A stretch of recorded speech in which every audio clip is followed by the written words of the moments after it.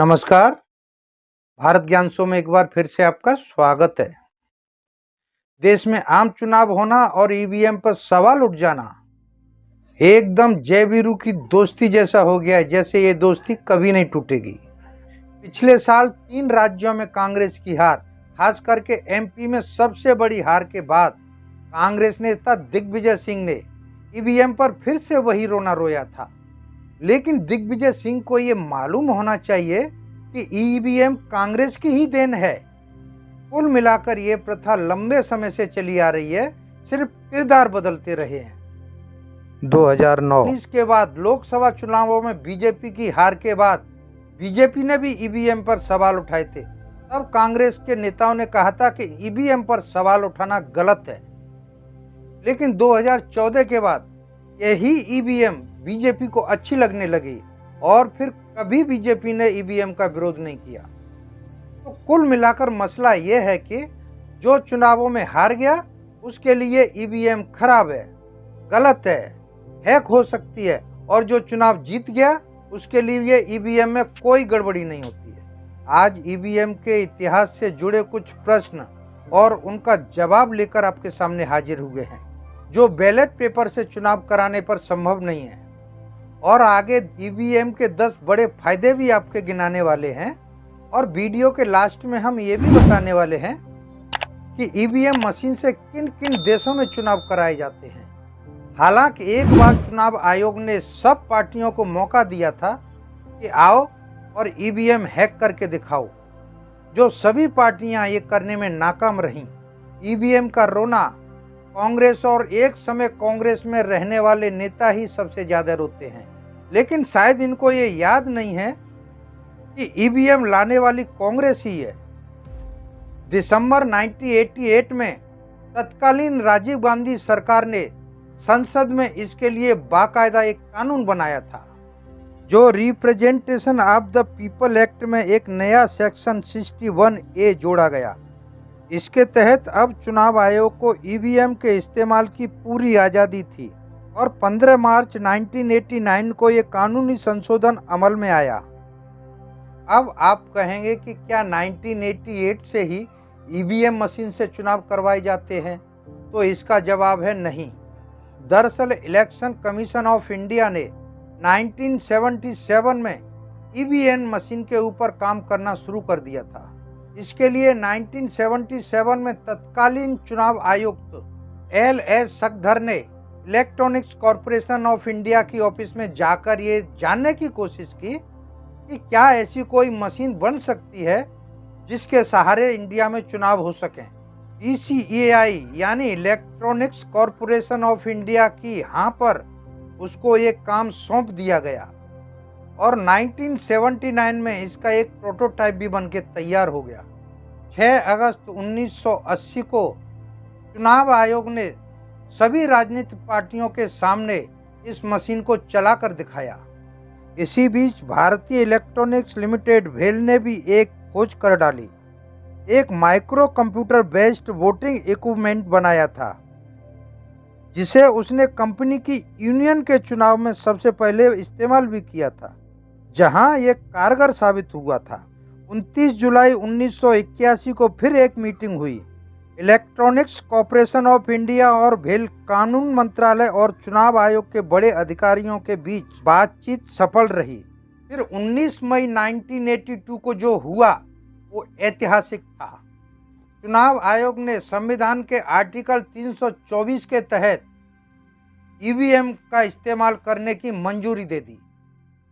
फिर 1982 में केरल की परूर विधानसभा सीट के लिए हो रहे उपचुनाव में पहली बार ईवीएम का इस्तेमाल हुआ। इसके बाद 1982 और 83 के बीच ऐसी 10 विधानसभाओं के उपचुनाव के लिए ईवीएम मशीनों का उपयोग हुआ। मगर इन सफलताओं के पीछे एक पेच आ गया। वहां लड़े शिवान पिल्लाई नाम के प्रत्याशी इसके खिलाफ हाईकोर्ट पहुंच गए। लेकिन यहाँ भी एक मजेदार किस्सा हुआ ये कि ईवीएम का विरोध चुनाव से पहले जिस शिवान पिल्लाई नाम के प्रत्याशी ने कोर्ट में शिकायत की थी, चुनाव के बाद जब नतीजा आया तो यही प्रत्याशी शिवान पिल्ले चुनाव जीत गए और केस वापस ले लिया। मगर फिर एक हारा हुआ प्रत्याशी ये मामला लेकर सुप्रीम कोर्ट पहुंच गया, जहां से मार्च 1984 में फैसला आया कि ईवीएम का इस्तेमाल चुनाव में नहीं हो सकता, क्योंकि ईवीएम के इस्तेमाल के लिए कोई कानूनी प्रावधान नहीं है। आप इस बात पर गौर कीजिए कि कानूनी प्रावधान न होने की वजह से सुप्रीम कोर्ट ने ईवीएम से चुनाव कराने पर रोक लगाई, न कि ईवीएम में खराबी की वजह से। इसके बाद दिसंबर 1988 में तत्कालीन राजीव गांधी सरकार ने संसद से इसके लिए बाकायदा एक कानून बना दिया। हालांकि अभी भी ईवीएम का इस्तेमाल किसी चुनौती से कम नहीं था, क्योंकि जो नेता हार जाता था ना, वो गाहे बजाए इस ईवीएम मशीन का विरोधी करता था। हालांकि इन सब विरोधों के बीच ईवीएम मशीन में तमाम तरह के इलेक्ट्रॉनिक अपडेट हुए और 1998 में ईवीएम के इस्तेमाल के लिए सभी पार्टियों के बीच एक आम राय बना ली गई और 1998 में एक बार फिर 16 विधानसभा चुनावों के लिए ईवीएम का उपयोग हुआ। दरअसल उस वक्त दिल्ली, राजस्थान और मध्य प्रदेश में विधानसभा के चुनाव हो रहे थे, तो इन्हीं तीनों राज्यों की विधानसभाओं के चुनाव में ईवीएम मशीन का उपयोग हुआ। इसके बाद 1999 में लोकसभा की 46 सीटों के लिए ईवीएम का उपयोग हुआ। फरवरी 2000 में हरियाणा की विधानसभाओं के लिए 45 सीटों के लिए ईवीएम मशीन का उपयोग हुआ। और फिर आया एक बड़ा साल, वर्ष 2001 का, जब तमिलनाडु, केरल, पश्चिम बंगाल और पांडुचेरी के विधानसभा चुनावों में पूरी तरह ईवीएम मशीन का उपयोग किया गया। इसके बाद सभी विधानसभा चुनाव ईवीएम से ही करवाए गए और फिर 2004 के आम चुनावों में सभी 543 सीटों के लिए ईवीएम का उपयोग किया गया, यानी ईवीएम से ही कराए गए। और फिर 2009 के आम चुनाव भी। लेकिन इन दोनों चुनावों में किसी भी कांग्रेस नेता ने ईवीएम मशीन पर सवाल नहीं उठाए, क्यों कि दोनों चुनाव उन्होंने जीते थे। इसके उलट ईवीएम को देश का गौरव बताया। आप ध्यान से मेरी बात सुनिए और आप दिमाग लगाइए, अपना सोचिए, समझिए। फिर समय आया 2014 का, जिसमें कांग्रेस बुरी तरह हार गई। तब से लेकर अब तक कांग्रेस का कोई भी नेता, बड़ा छोटा या जो बाहर गए हैं, पार्टियां छोड़ छोड़ के अपनी अलग पार्टियां बनाई हैं, जिन्होंने ईवीएम में गड़बड़ी, ईवीएम हैक हो जाएगा, ये हो जाएगा, वो हो जाएगा, सारी की सारी चीजें, जबकि यह 2014 से पहले इन्हीं लोगों के लिए ईवीएम देश का गर्व था। जबकि चुनाव आयोग ने 2014 के बाद सभी पार्टियों को चैलेंज किया था कि आओ और ईवीएम हैक करके दिखाओ, लेकिन किसी से ये सब हुआ नहीं, कोई नहीं कर पाया। लेकिन ये ईवीएम की विरोध की प्रक्रिया कंटिन्यू चालू है। 2013 के बाद से इस प्रक्रिया में धीरे धीरे वीवीपैट का इस्तेमाल भी शुरू कर दिया गया। आखिर में कर्नाटक हाई कोर्ट की एक टिप्पणी का जिक्र करना बहुत जरूरी हो जाता है, जिसने ऐसी ही एक ईवीएम विरोधी याचिका पर फैसला सुनाते हुए कहा था, बेशक ये आविष्कार प्रौद्योगिकी और कंप्यूटर के क्षेत्र में एक महान उपलब्धि है और राष्ट्रीय गर्व का विषय है। अब ईवीएम पर सभी पार्टियां भी यही मान लें तो बेहतर होगा, क्योंकि ये 21वीं सदी की पब्लिक है, ये सब जानती है। अब हम आपको ईवीएम से चुनाव कराने के 10 बड़े फायदे बताते हैं। वर्तमान में एक M3 ईवीएम की लागत 17,000 रुपये के लगभग आती है, लेकिन अगर यही चुनाव बैलेट पेपर के माध्यम से कराने पर मतपत्र की छपाई, ढुलाई, इंक, मतपेटियों का खर्चा, वोटों की गिनती में लगने वाला समय और गिनती करने वाले एम्प्लॉय का खर्चा इसमें जोड़ दिया जाए तो लाखों रुपए बैठता है। दूसरा, एक अनुमान के मुताबिक ईवीएम मशीन के प्रयोग के कारण भारत में एक राष्ट्रीय चुनाव में लगभग 10,000 टन मतपत्र बचाया जाता है।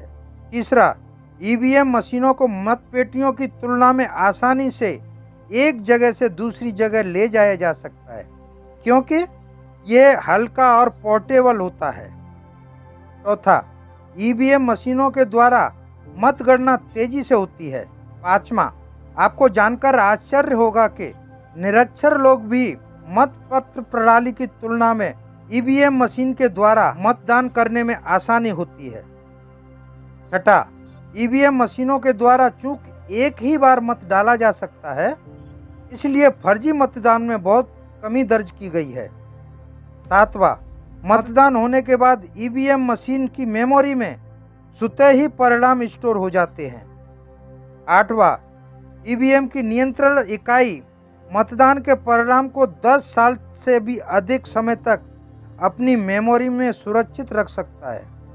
9वां, ईवीएम मशीन में केवल मतदान और मतगणना के समय में मशीनों को सक्रिय करने के लिए केवल बैटरी की आवश्यकता होती है और जैसे ही मतदान खत्म हो जाता है तो बैटरी को बंद कर दिया जाता है। 10वां, एक भारतीय ईवीएम को लगभग 15 साल तक उपयोग में लाया जा सकता है।